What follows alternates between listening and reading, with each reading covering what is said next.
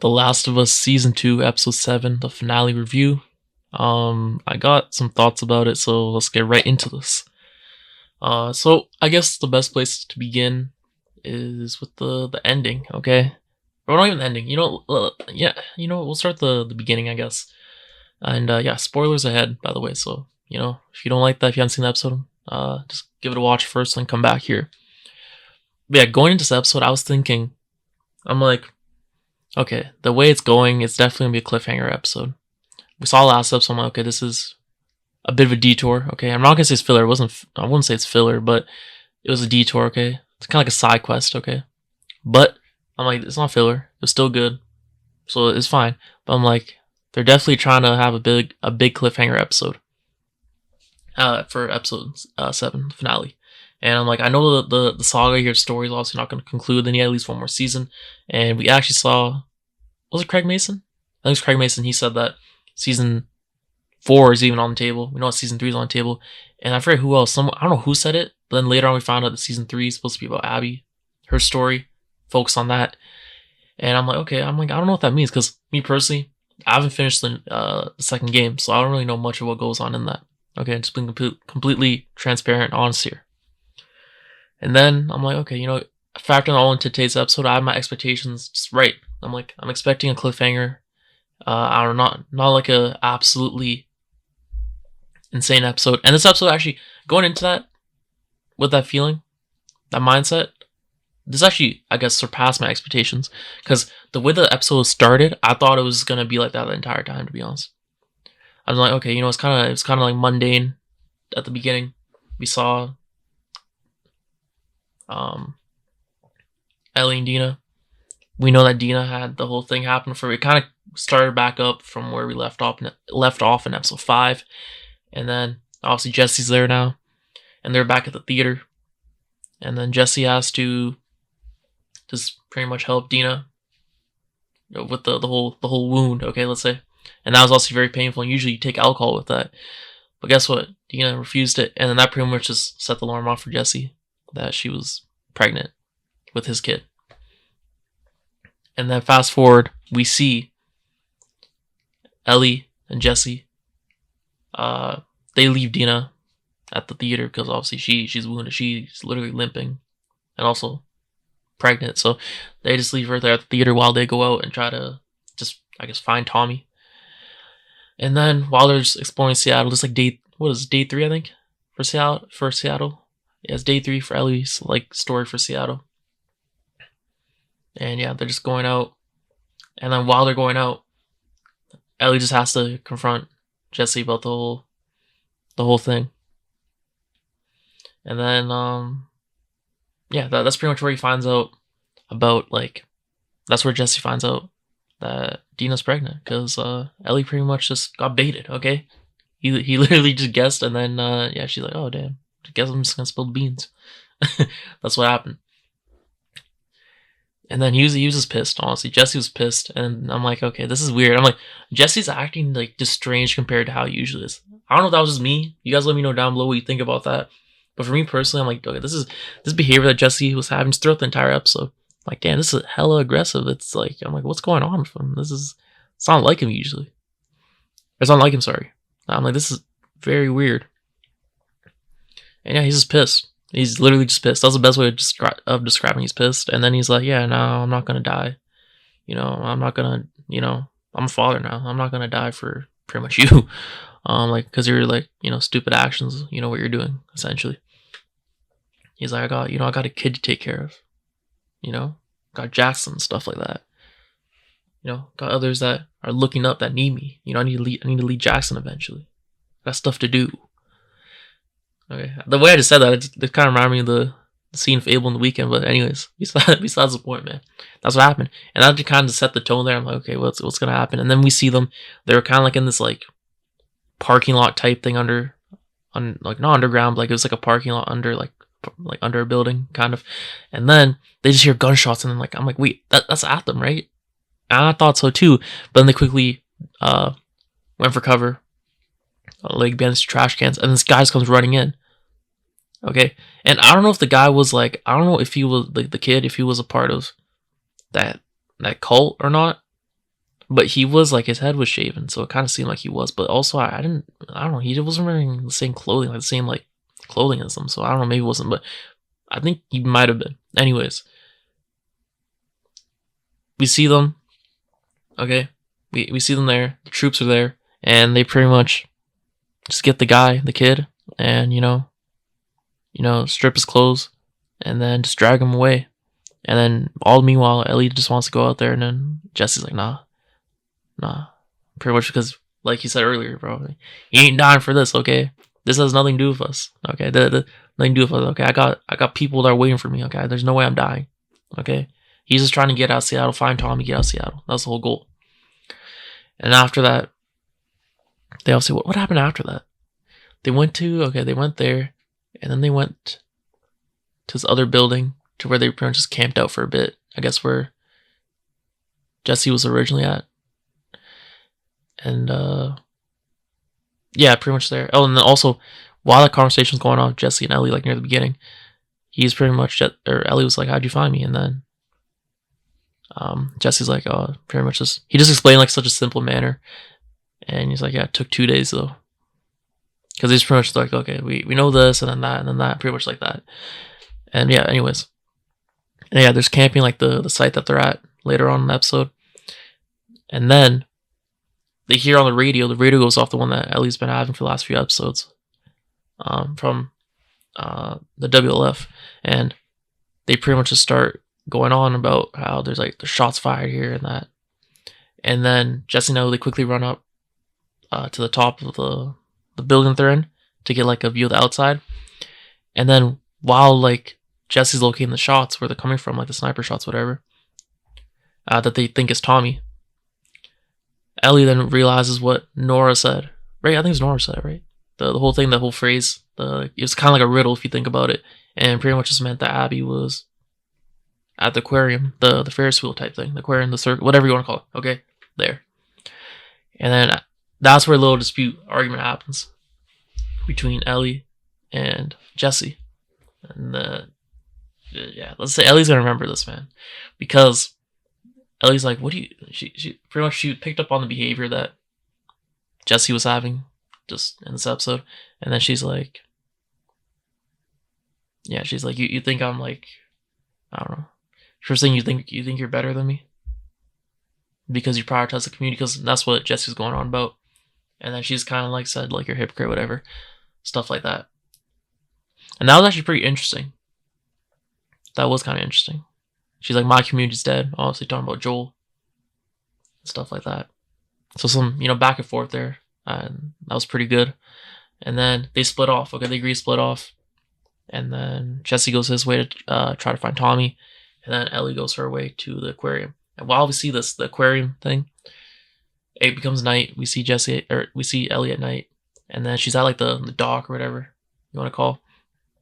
And then as she's about to go on this boat that's there, she sees these like two guys just like, turn like who have the lights on, and they're like just transporting stuff. And then she like looks over more, and then all these other boats are coming in. Then they turn the lights on. We find Issac and everything, his whole gang. All his troops are there because we saw earlier in the episode. I didn't talk about this, my bad. But they're preparing for a big war. Issac is, and he's like, we need Abby, and Abby's nowhere to be found. And she took some of her, some of her friends, some of her close like colleagues, as well. So, and he's like, I need Abby. There's a like Abby's a one of one. Everyone else, there's someone else that's like them, but I need Abby for this like war. And also that once me and you die, because he's talking to this other like, I don't know, other like superior, whatever you want to call her. She was like another like leader, and he's like, both of us are probably gonna die in this war. And it's the war with I don't remember the name of them. I don't remember the name of the cult, but it's a war with that cult. Okay, and then fast forward when Ellie's finally like riding the boat, we see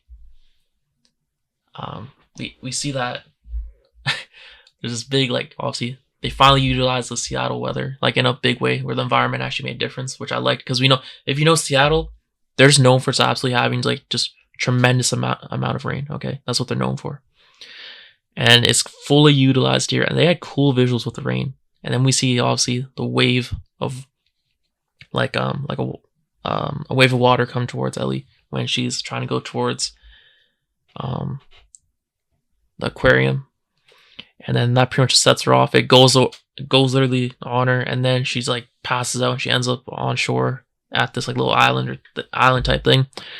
And guess who's there? This little kid. And guess what? The kid. Guess what he's wearing? The same type of clothes, attire that the cult members wear. Because guess what? He's a kid, part of the cult part of the cult group. I think he's like the kid. Yeah, he's like one of the main leaders, main people, like one of their kid. And then he whistles. This guy is literally like 5, not even 5, bro. I don't even know how old he is. He must be like 4, 3. I don't know. He literally knows how to do the whole language. And then he whistles, and then that's how he gets other people from the cult. Just get Ellie. Okay.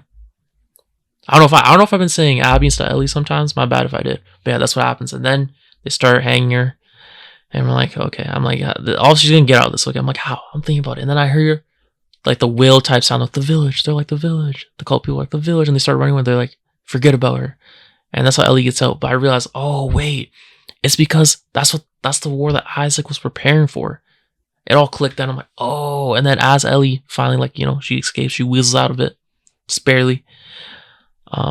She looks back and she sees big explosions and this gunfire. I'm like, okay, it's all making sense now. Obviously, that's what Isaac was talking about, and why before she went on the boat, why they were gearing up and going towards that direction as well.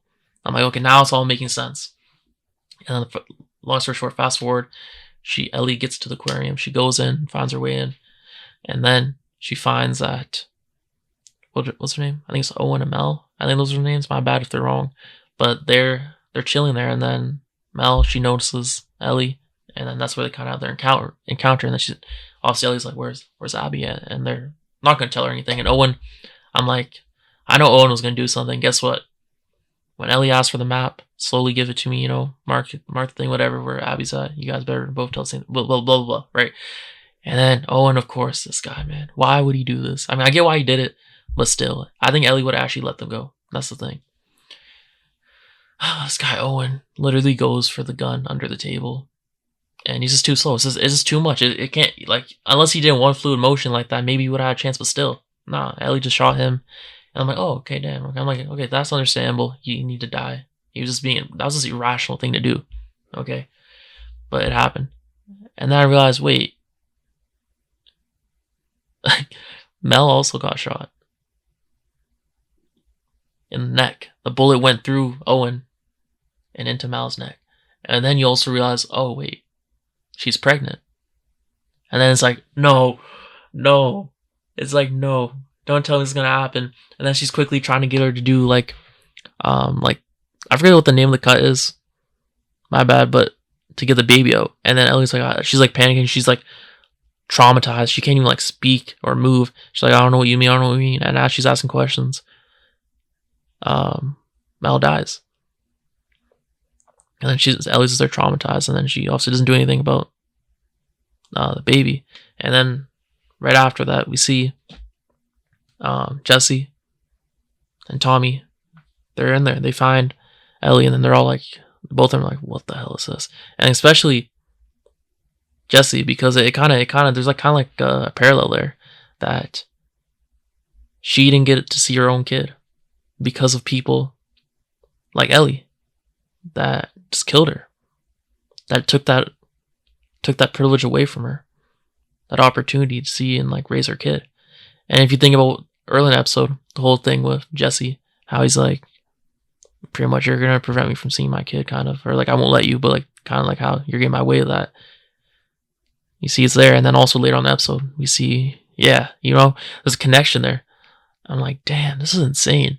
Because you see the arc of Ellie like becoming like from someone who's wasn't that like aggressive to others, at least like more of like kind of like a savior type thing, to then becoming a killer. And like that was accidental, but still, it's like just proving a point. It's interesting to think about. And then fast forward, they go back to the theater. They're there with Dina, and then obviously Dina knows something happened, but everyone's happy that they're all back together. And then, oh dear, they're chilling in the theater, the three of them, Tommy, Ellie, and Jessie while Dina's resting. Yeah, they're just talking about like everything that pretty much happened and how Ellie just has to let go of the fact that she can't get Abby. And then she's like, yeah, I guess I'll have to. And then obviously Ellie and Jessie, they kind of rekindled their thing. They had some nice little sentimental just moments there and said some things like that. They're like, at the end of the day, I'm still gonna, I got you. I still care for you. That's what they said. And I'm like, okay, that's sweet. And guess what? We hear gunshots all of a sudden because Tommy's exits, and then like 30 seconds later, not even, we hear gunshots and like, oh shoot, something's going on with Tommy. And they head out their guns or pistols. And then as soon as Jessie walks out that door, he just gets beamed.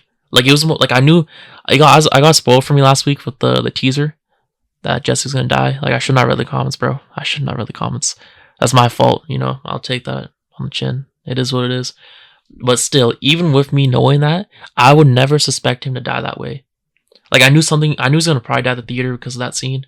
Just the way it was aggressive, how like, I don't know, how aggressive it was, intense. I just had a feeling he was gonna die there at that point. But still, I did not expect him to just like go out the door and just get beamed like that by Abby. And then all that happens, and you just see Ellie take cover because she doesn't want to die, and then she looks over, she just sees Jesse's his dead body there. She's like, whoa. And then she starts crying, breaking down. I'm like, yeah. At that point, I'm like, yeah, GG's. I'm like, who knows what happened to Tommy? And then we see pans over to Abby, just pointing the gun over Tommy, and then she's like, if you don't come out, Ellie, I'm gonna, do the same to him. I'm gonna kill him as well. And then obviously, Ellie just puts her gun away, throws it away, and then she just surrenders. And then Ellie's pleading with Abby, don't do this. It has nothing to do with them. I didn't send them to kill you, because that's what Abby thought. Or that Abby thought that they're the ones who killed her friends. Like that Jessie and Tommy did. And then Ellie's like, nah. Ellie's like, I'm the one who did it. They had nothing to do with it. Even though, Jessie's dead. But you get what I'm saying. She's just like, just let Tommy go. Take me instead. And then, I'm like, Tommy's gonna die here. But no, all of a sudden, you see Abby.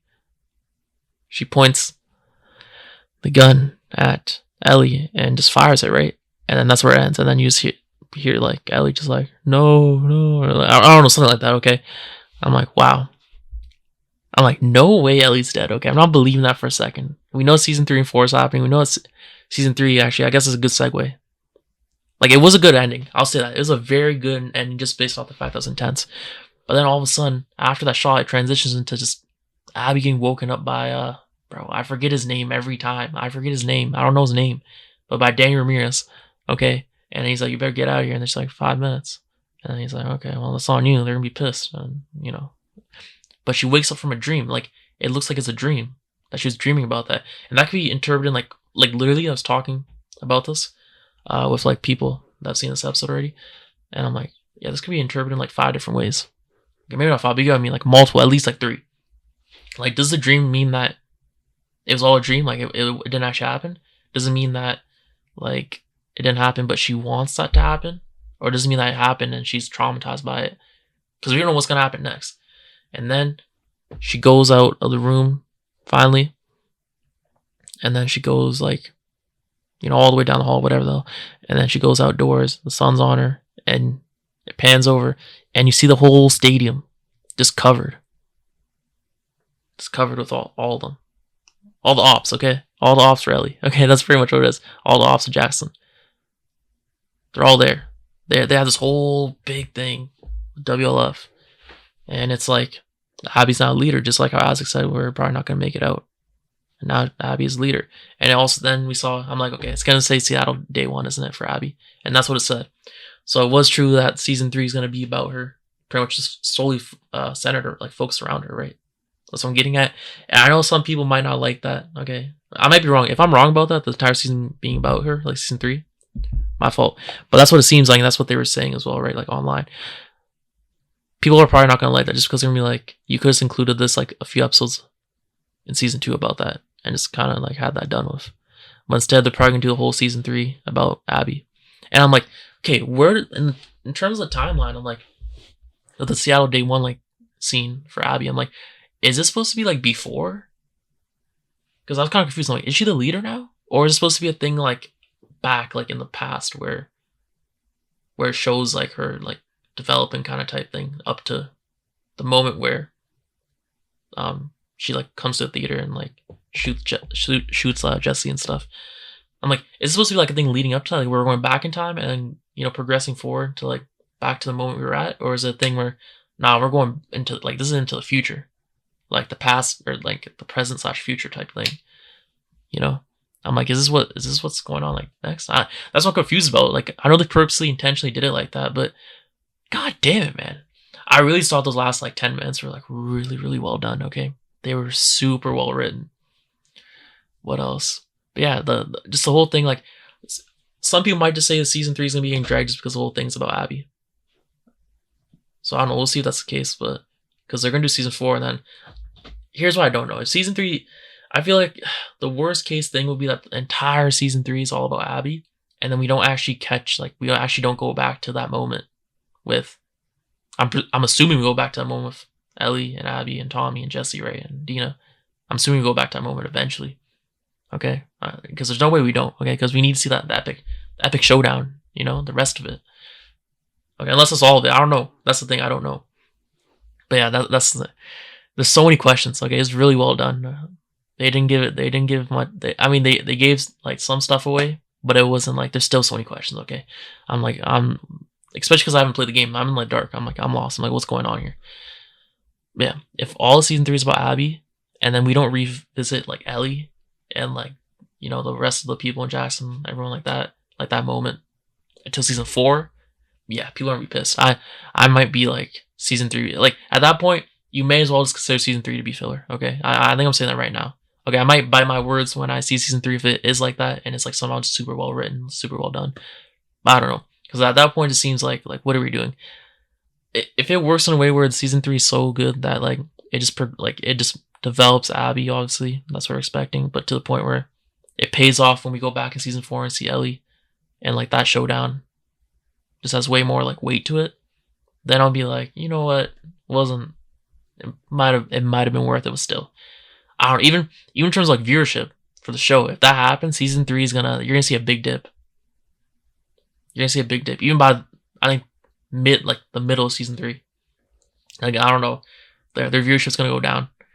Like imagine if there's somehow a case where we don't even see season 4. If that's the case where season 3 is all about Abby, and then the show somehow gets canceled before season 4, where they actually get to finish it, on their own terms. Bro, that would be insane. Anyways, I'm just doing for conspiracy theories at this point. Anyways, the episode though is good. It was a good finale for what I expect, my expectations, what they were in line with. And yeah, I'm excited to see what the story goes. I'm in the dark about it, but let me know what you think down below. Thanks for watching. I'll see you next one. Peace.